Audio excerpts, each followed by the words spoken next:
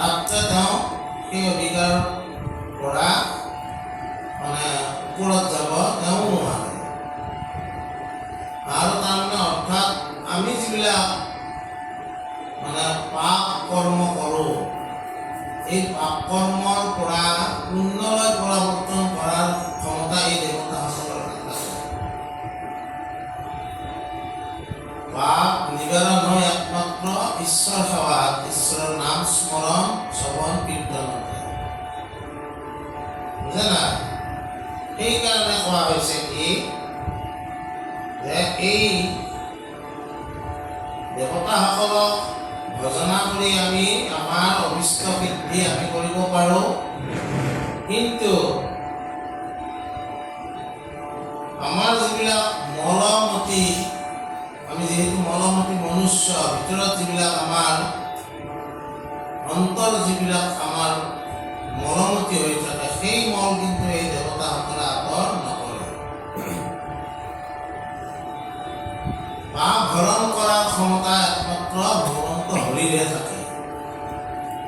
সেইকাৰণে ঈশ্বৰৰ নাম এটা হৰি, যিয়ে হৰণ কৰিব পাৰে। আৰু সেইকাৰণে কিন্তু ঈশ্বৰে সেই ক্ষমতাটো কাক দিছে? সন্ত পুৰুষক দিছে। দেৱতাসকলক এই ক্ষমতাটো দিয়া নাই, তেওঁলোকক আমাৰ পাপ মোচন কৰিব পাৰিব। আমাৰ গুৰুজনে অজামিল উপেক্ষা লিখছে, সকলো পাপৰ মুখ্য প্ৰায়শ্চিত্ত হ'ল ঈশ্বৰৰ নাম। আমাৰ কেতিয়াবা কেতিয়াবা কিবা কিবি কথাত আমি জ্যোতিষ আচাৰ্যৰ ওচৰত যাওঁ, তেওঁলোকেও ক'ব কি যে ঈশ্বৰৰ নামে সকলো পাপ মোচন কৰিব পাৰে। তাৰে ভিতৰত ঈশ্বৰৰ নামে 100% মোচন কৰিব পাৰে, কিন্তু 60% 70% এই নৱগ্ৰহবিলাকেও কৰিব পাৰে, 100% তেওঁলোকে নোৱাৰে। বুজা নাই?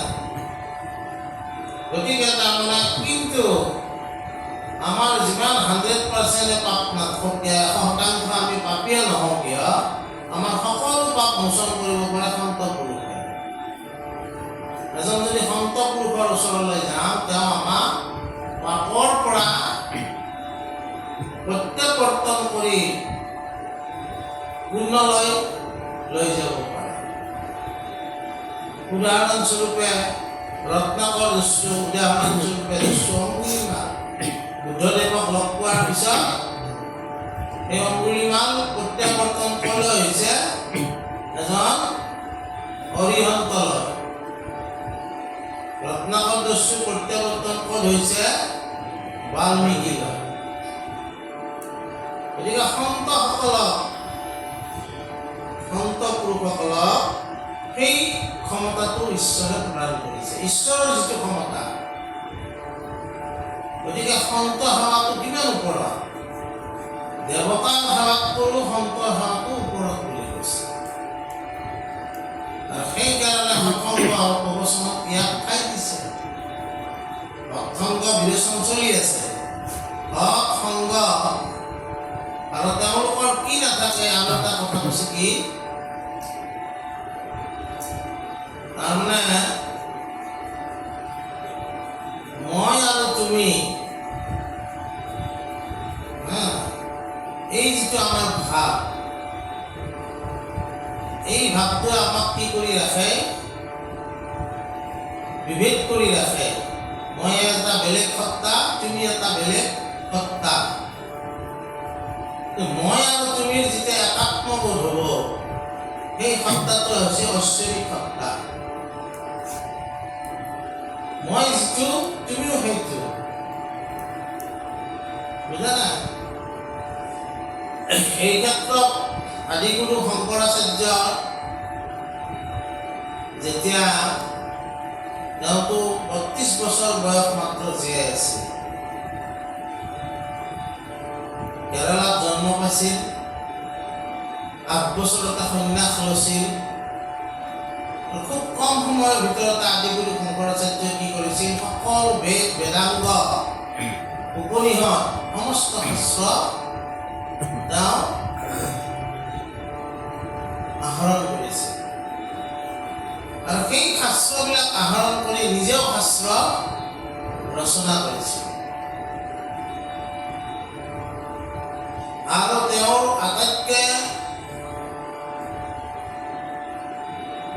গুৰুত্ব দিয়া হৈছে অদ্বৈত দৰ্শনক। অদ্বৈত দৰ্শন শংকৰাচাৰ্য আৰম্ভ কৰিছে। অদ্বৈত মানে কি? এটাই সৎ আছে। সেই সৎটোৰ পৰাই আচলতে আমি বিস্তাৰ মাত্ৰ হয়। একম সৎ বহুধা বিগ্ৰহা বহুধা বিধন্তি। এটাই সৎ, বুজা নাই? এই শংকৰাচাৰ্যৰ কথা আমি কিয় প্ৰসংগলৈ আনিলোঁ? শংকৰাচাৰ্য এদিন এখন শিষ্যসকলৰ লগত ৰাস্তাদি যাই আছে। তেতিয়া মহাদেৱ শিৱই তেওঁক আগচি ধৰিলে। কি ৰূপত? এটা চন্দালৰ ৰূপত। শিষ্যবিলাক কৈছে, এই চন্দাল আঁতৰ হ, আমাৰ গুৰু আহি আছে। তোক দেখিলে অস্পৃশ্য দেখিলে চুৱে যাব। শিৱই ক'ত আঁতৰ হ'ব? শিৱই থিয় হৈ আছে, কোনেও আঁতৰ কৰিব পৰা নাই। শংকৰাচাৰ্য যেতিয়া আহিল, তেওঁ যেতিয়া ক'লে তুমি এফালে যোৱা, তেতিয়া শংকৰাচাৰ্য ক'লে, কিয় ক'লা তুমি সেইটো?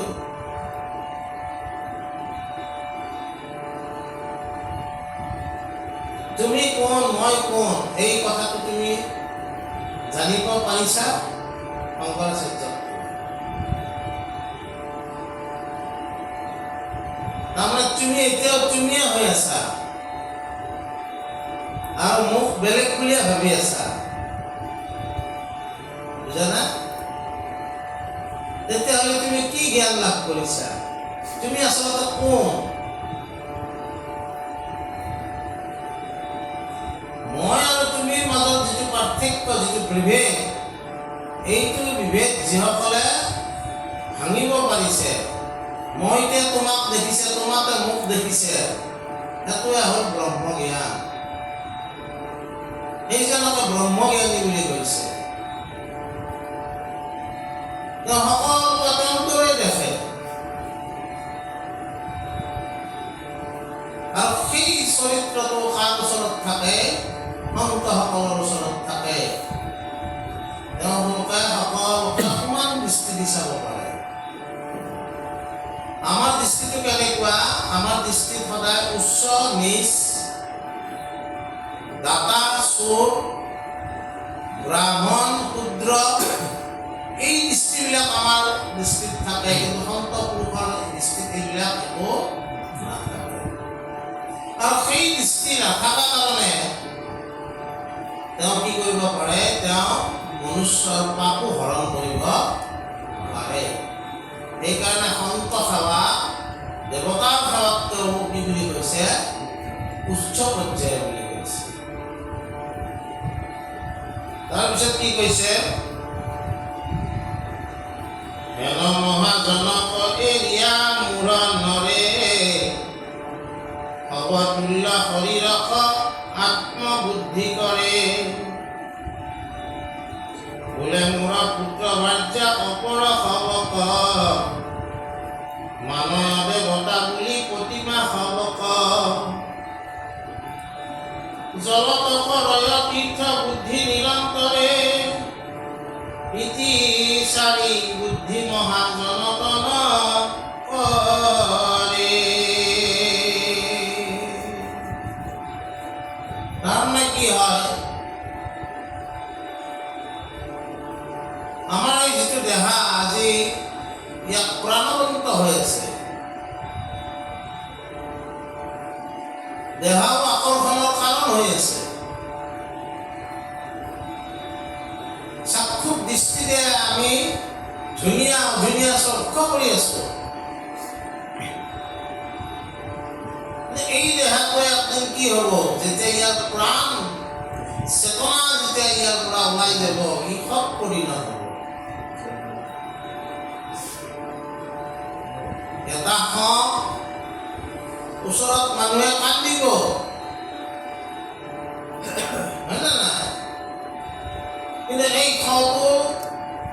নিৰ্দিষ্ট সময়ৰ ভিতৰত সৎকাৰ কৰিব লাগিব। যদি নকৰে তেতিয়াহ'লে শত্ৰুৰ ওচৰত কোনো থাকিব নোৱাৰিব। তেতিয়া এই দেহাটোৰ প্ৰতি আমাৰ যিটো তাৰমানে আসক্তি, এই আসক্তিটো কি বুলি ক'ব লাগিব? আত্মাৰ প্ৰতি আত্মিক আসক্তি, আমাৰ আত্মিক সত্তাক আমি জাগ্ৰত কৰিব চেষ্টা কৰিব লাগে। দেহাৰ যিটো কথা ক'ব গ'লে সমতুল্য শৰীৰক আত্মবুদ্ধি কৰিব নালাগে। কাৰণ ই এদিন পঞ্চভূতৰ শৰীৰ পঞ্চভূততে বিলীন হ'ব। বিষ্ঠা, পলু আৰু ছাই, এই তিনিটা পদ্ধতি। আমাৰ শৰীৰ কেনেকৈ বিলীন হয়? বিষ্ঠা হ'ব, নহ'লে পলু হ'ব, পানীত পেলাই দিলে পলু হ'ব, মাটিত পুতিলে বিষ্ঠা হ'ব, আৰু ছাই অগ্নি দাহন কৰিলে ছাই হ'ব। বুজা নাই? এই শৰীৰৰ ৰক্ষা কৰাৰ কাৰণে আমি যিটো শাৰীৰিক কাৰ্য সেইটো আমি কৰিম বাৰু, কিন্তু শৰীৰটোৱে সমস্ত নহয়, এই কথাটো জানিব লাগিব। আত্মবুদ্ধি উপলব্ধিৰ কাৰণে আমি ঈশ্বৰ ভজনা কৰিব লাগিব। আৰু কি কৈছে?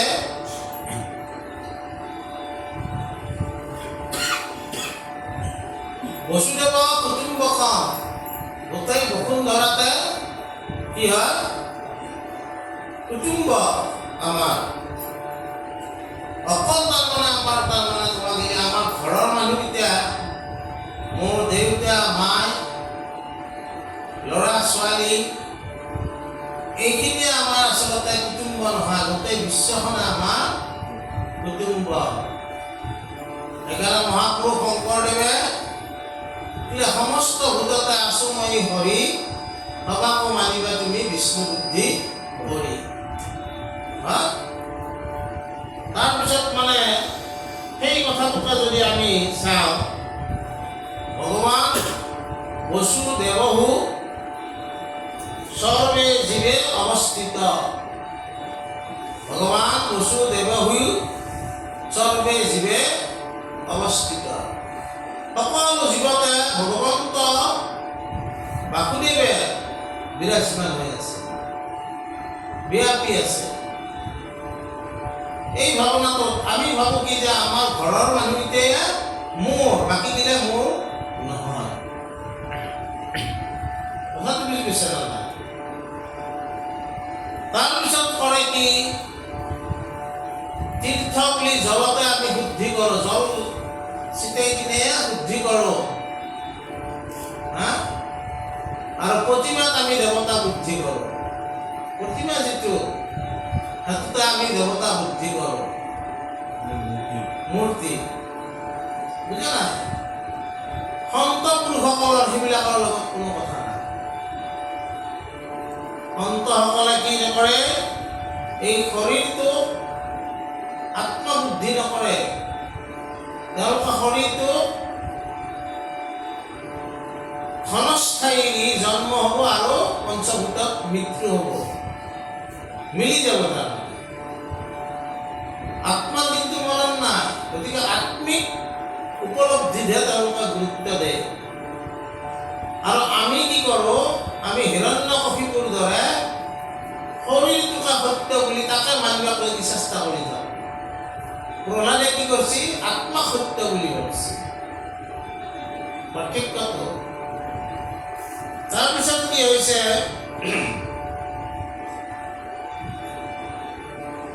ঈশ্বৰক প্ৰতিমাক আমি সেইটো এটা প্ৰতীক। ঈশ্বৰৰ এই আৰম্ভ হ'ব, কিন্তু শেষত ঈশ্বৰক ক'ত দেখিব লাগিব?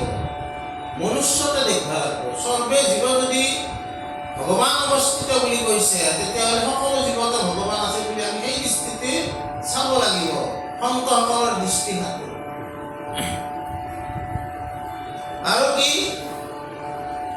এই চাৰিটা কথা যে শৰীৰক আত্মবুদ্ধি তেওঁলোকে নকৰে, জলকা তীৰ্থ তীৰ্থ বুলি তেওঁলোকে নাভাবে, প্ৰতিমাকে দেৱতা বুলি তেওঁলোকে নাভাবে, আৰু কি কৰে তাৰপিছত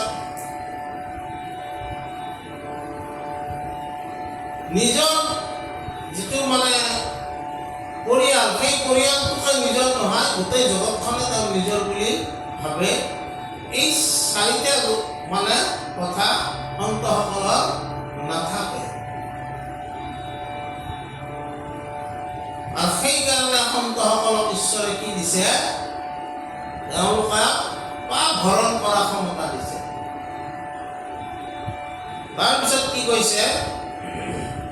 জানিবা গৰ্ধৰ্ব সিটো গৰুটো অধম, মহামন্ত মতিয়াৰ নাহি তাৰ সম, কোনে সৰ্বজন ইটো কৃষ্ণৰ অৱসন, কৰি ওখ জানি সাধু সংগ যতন।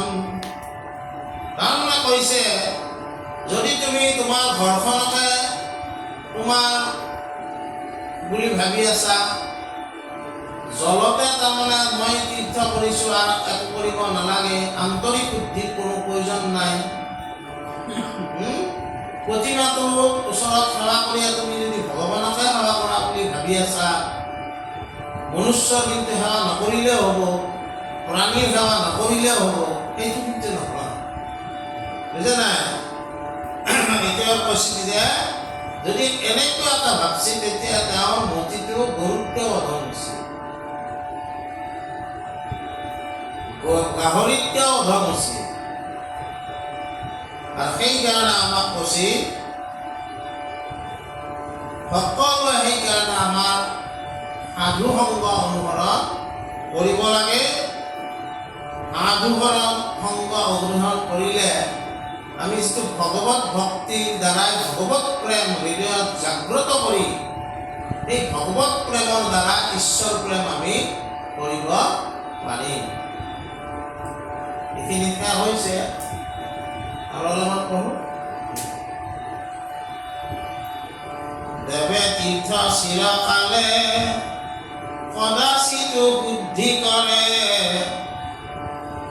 সাধু সবে সদ্য পাপ হৰে, হেন সাধু সংগ এৰি মুখ চাহে যিটো নৰে, নাহি মূৰমতি তাক কৰে।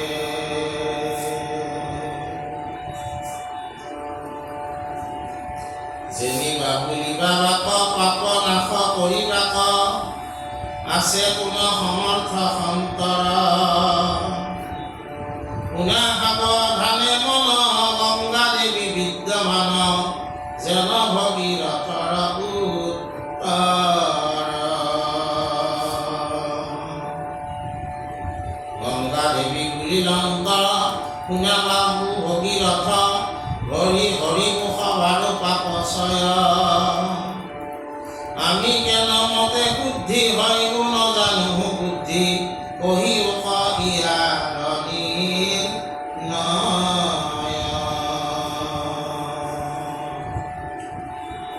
শুনি ভগীৰথে পাছে বুলিলা গংগাৰ আগে, শুনা বচন আমাৰ, নকৰিবা তুমি দৰ তজু পাপ নিৰন্তৰ, সাধু সবে কৰিবে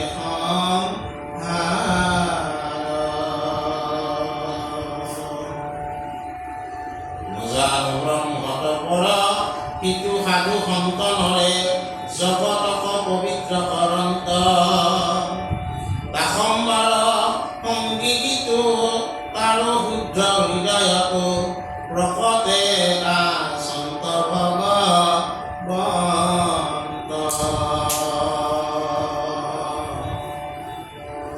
তাৰমানে আমাক কি কৈছে যে এই সাধু সংগ অনুসৰণ আমি যদি কৰিব পাৰিছোঁ, তেতিয়াহ'লে আমি ভাগ্যৱান। কিন্তু সাধুক আমি গুৰুত্ব নিদি অকল যদি দেৱতা বুলি প্ৰতিমাতে আমি যদি সেৱা কৰি আছোঁ, ভকতক সেৱা কৰা নাই, তেতিয়াহ'লে কি কৈছে? আমাক মূঢ়মতি বুলি কৈছে। কোনো নাই। সেৱা মানে কি, মনুষ্যৰ সেৱা, প্ৰাণীৰ সেৱা, এই সমস্ত সেৱাই হ'ল ঈশ্বৰ সেৱা। এই সেৱাবিলাক নকৰি কেৱল নামঘৰটো দেখিলে, হাতখন জুৰিলে আমি আচলতে সেৱাৰ যোগ্য হোৱা নাই। নামঘৰ দেখিলে হাতযোৰ কৰাটো ভাল, কিন্তু মই নামঘৰ দেখিলে হাতযোৰ কৰোঁ, কিন্তু ভকত এজনক দেখিলে মই হাতযোৰ নকৰোঁ। এটা গৰু, ছাগলী, যিয়ে প্ৰাণী নহওক, তেওঁ যদি কিবা বিপদ পৰিছে, তেতিয়াহ'লে তেওঁক উদ্ধাৰৰ কাৰণে কিন্তু মই একো চেষ্টা নকৰোঁ। তেতিয়াহ'লে ঈশ্বৰে তোমাৰ সেৱাটো গ্ৰহণ নকৰে। কথাটো বুজি পাইছা? এই ক্ষেত্ৰত আমাক অলপ গংগাৰ বিষয়ে কৈছে। গংগাক নামে আনাজনৰ নাম হ'ল ভগীৰথ, আৰু সেইকাৰণে গংগাৰ এটা নাম ভাগীৰথী। তেওঁ নমাই আনিছে প্ৰাৰ্থনা কৰি। ভগীৰথে, গংগাই কৈছে, তুমি মোক ধৰাধামলৈ লৈ যোৱা। কি কৰিবলৈ? যে সংসাৰৰ যিবিলাক পাপী তাপী আছে, তেওঁলোকৰ পাপ মোচন কৰাৰ কাৰণে মোক লৈ যাব ওলাইছে। কিন্তু মোক শুদ্ধ কোনে কৰিব? তেতিয়া ভগীৰথে কৈছে যে মাই, তুমি একো চিন্তা নকৰিবা। তোমাৰ যিমান পাপীয়ে তোমাৰ তাত স্নান কৰিব, তেওঁলোক উদ্ধাৰ হ'ব, কিন্তু তুমি উদ্ধাৰ হ'বা সন্তৰ চৰণ ঘূৰাই।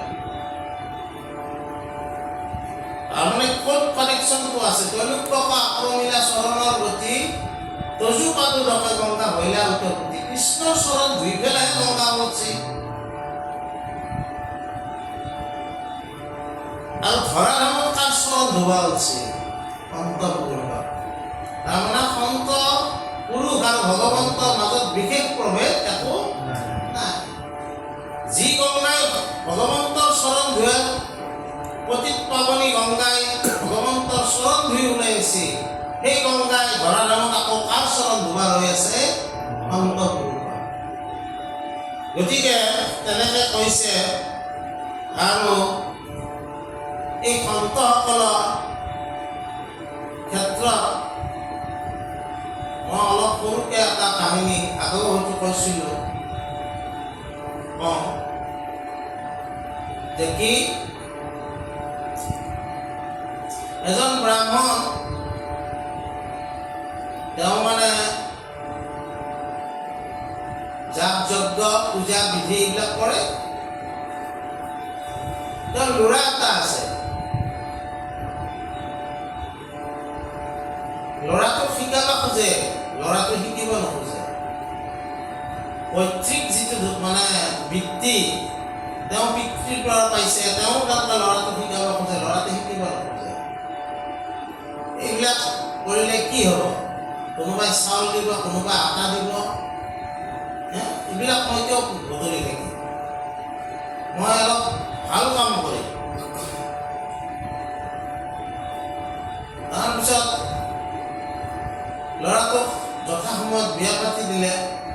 সি মানে কি কৰে, পিতৃ মাতৃ ক'ত আছে খবৰ নলয়, কিন্তু পিতৃৰে খায়, কিন্তু সি ঘৈণীয়েকৰ লগতে অনবৰত ব্যস্ত থাকে। বুজা নাই? এই ঘটনাবিলাক দেখি দেখি সেই ব্ৰাহ্মণজনৰ সংসাৰ, এই ল'ৰা বোৱাৰী সমস্তৰ প্ৰতি এটা বিতুষ্ট মন হ'ল। মই যাৰ কাৰণে সদায় চিন্তা কৰোঁ, তেওঁ মোৰ কথাত একো গুৰুত্বই নিদিয়ে। তেতিয়া তেওঁ কি কৰিলে, তেওঁ ভাবিলে যে জীৱনৰ বাকীকেইটা দিন মই তীৰ্থ ভ্ৰমণ কৰি কটাম, তুমি মোৰ লগত যাবা নেকি? পত্নী সুধিছে। পত্নীটো যাবও নাই। এই ঘটনাটো গম পালে ল'ৰা, বোৱাৰীয়ে ক'লে, এই বুঢ়াহঁত যে যাব ওলছে, বুঢ়া বুঢ়ী পোনা বনাই দিলে কাক ক'ত থৈ যাব? তেওঁলোকৰ পিছে পিছে আমিও যাওঁ বুজা না এইবুলি বুঢ়া বুঢ়ী উঠছি বেলেগ গাড়ী মানে তেওঁলোকে বেলেগকে উঠছি যাই যাই যাই কাশী পালা তাতে বুঢ়া বুঢ়ী আছে বেলেগত তেওঁলোকো এখন ঘৰত আছে তাৰমানে আগতে সন্ত পুৰুষসকলৰ আশ্ৰম থাকে এই আশ্ৰমতে মানুহবিলাকে আশ্ৰয় লয় তেতিয়াতো আৰু হোটেল চোটেল নাছিল জানা পিছৰ কালত ধৰ্মশালা হ'ল আগতে আশ্ৰমত আশ্ৰয় লয় এই আশ্ৰম এখনত বুঢ়া বুঢ়ীও থাকিল বেলেগকে এখন আশ্ৰমত আৰু এখন আশ্ৰমত ল'ৰাটোৱে বোৱাৰীটোৱে থাকিল ৰাতিপুৱা সময়ত কি হ'ল ল'ৰাটোৱে তাৰমানে দেখে যে তিনিটা লেতেৰা পেতেৰা কাপোৰ পিন্ধা তিৰোতা একদম লেতেৰা মূল্যৱান তেওঁলোকে আহিছে আহি সন্তজনৰ কোঠালিৰ ভিতৰলৈ সোমাই গৈছে ওলাওঁতে তেওঁলোক বঢ়িয়া কৰি মালা চালা পৰিধান কৰি ওলাই আহিছে কি হৈছে কি ঘটনা অলপ আগত এই তিৰোতাকেইটা একদম মানে লেতেৰা পেতেৰা বেগত আহিছে এই ভিতৰত সোমাই কেনেকৈ চাফা কেনেকৈ হ'ল কি মানে একদিন একো নকলা আৰু পিছদিনা আকৌ তেনেকুৱা ঘটনা দেখি সি মানে মনত ৰ'ব মানে ৰ'বচোন আপোনালোক কোন আপোনালোক আহোঁতে ইমান লেতেৰা হৈ আহিছে আৰু যাওঁতে ইমান সুন্দৰ দেৱীৰ দৰে হৈ গৈছে কোন আপোনালোক তই আমাক চিনি পোৱা নাই আমি হ'লো গংগা যমুনা সৰস্বতী তোৰ দৰে পাপীবিলাকে আমাক তাতে গা ধোঁতে আমি মলিন হৈ গৈছোঁ আৰু এই মলিনতা আঁতৰ কৰিব লাগি সেই সন্ত পুৰুষৰ ওচৰলৈ আমি আহিছোঁ তেওঁৰ চৰণত সেৱা জনোৱাৰ লগে লগে চব মলিনতা আমাৰ দূৰ হয় বোলে মোক কিয় পাপী বুলিলে তই পাপী তই পিতৃ মাতৃ সেৱা কৰা নাই কিন্তু তই সম্পত্তিৰ কাৰণে তেওঁলোকৰ পিছে পিছে ঘূৰিছা তোৰ দৰে পাপী নহয় তইও গা ধুইছ আমাৰ তাত সেই পাপৰ কাৰণে আমি লেতেৰা কৰিছোঁ ইয়াৰ কথাত ষ্টাৰ্ট কৰিলে সি লগে লগে ঘনীয়েকক কৈছে চব তই এইবিলাক বন্ধ কৰ আৰু মই পিতৃ মাতৃ সেৱা কৰিম বুজি পাইছা নহয় এই বুলি ঘৰত গুচি আহিল আহি দেউতাকক মানে ক'বাত সেৱা কৰিলা মোৰ ভুল হৈছে মই বুজি পোৱা নাই মাকক সেৱা কৰিলা তাৰপিছত সি মানে দিনে ৰাতি পিতৃ মাতৃৰ সেৱা নিবৃত্ত হ'ল প্ৰবৃত্ত হ'ল একদিন দেউতাকৰ ভৰিখন মালিচ কৰি দি থাকোঁতে ভগৱান আহিছে ৰচোন ই কিমান সেৱা কৰি আছে মই চাওঁ বুজি পাইছে ভগৱান আছে এইটো মহাৰাষ্ট্ৰৰ ঘটনা বুজি পাইছে আহোঁতে আৰু ভগৱানে কৈছে কি কৰিছা মই পিতৃ সেৱা কৰি আছোঁ মোৰ ফালে চাই কথা কথা পাতো নাই মোৰ সময় নাই বহিবও নোপোৱা নেকি এই বুলি এটা এতিয়া আছিল ওচৰত এতিয়াতো তাৰমানে দি দিছিল সেইটোত বহা মই সেইটোৰ সেৱা কৰিহে তোমাৰ লগত কথা হ'ব পাৰিম এতিয়া এটা তাৰমানে তেওঁ সেৱাত এনেকৈ পিতৃ মাতৃক প্ৰবৃত্ত হ'ল তেওঁ বুজি পালে যে মই আচলতে কি কৰি আছিলোঁ তেতিয়া ভগৱানে বোলে ই সঁচাকৈয়ে ভকত হ'ল ঈশ্বৰক ক'লে পিতৃ মাতৃ সেৱা কৰোঁতে সেই সেৱাটো ঈশ্বৰে লৈ ল'লে আৰু তেওঁ ভকত হিচাপে গ্ৰহণ কৰিলে সেইকাৰণে মহাৰাষ্ট্ৰত বিঠ্ঠল বুলি কয় বিষ্ণু বুজা না এই বিঠ্ঠল মূৰ্তিটো যেতিয়া প্ৰতিষ্ঠা কৰা হয় তলত এটা এতিয়া দিয়ে এতিয়াও তাৰমানে ইয়াৰ অৰ্থ এইটোৱে যে সন্ত পুৰুষসকলৰ শক্তি কিমান আছে।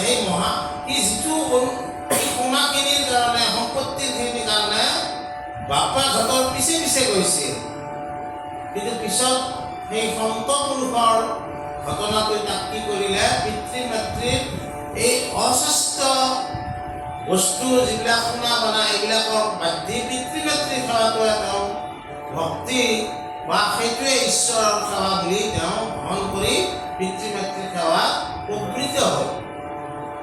যে সন্তসকলে এজন মানুহৰ কি কৰিব পাৰে, পাপ মোচন কৰি পুণ্যক লাগি তেওঁ প্ৰত্যাৱৰ্তন কৰিব পাৰে। আৰু সেই মহাপুৰুষ মাধৱদেৱেও কি কৰিছে, ৰত্নাৱলীৰ এই প্ৰসংগ বিবেচনাত সন্তসকলক ইমান ওপৰত থৈ দিছে যে আজি আমি এইখিনিকে আলোচনা কৰিছোঁ।